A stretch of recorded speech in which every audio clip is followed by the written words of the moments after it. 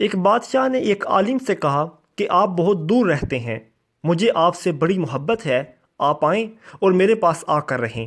اگر آج کل کے کسی بندے کو بادشاہ دعوت دیتا تو وہ شخص سر کے بل چل کر اس بادشاہ کے پاس جاتا۔ جب انہیں یہ پیغام ملا،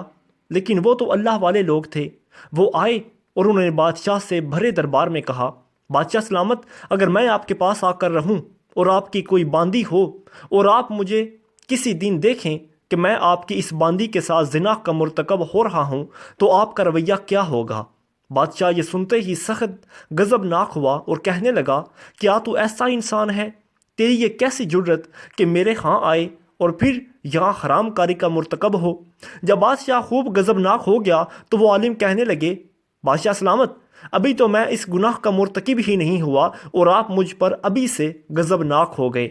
اور میں اس کریم کا در چھوڑ کر آپ کے در پر کیوں آؤں جو گناہ کرتے ہوئے دیکھ کر بھی میرے اوپر غضبناک نہیں ہوتا؟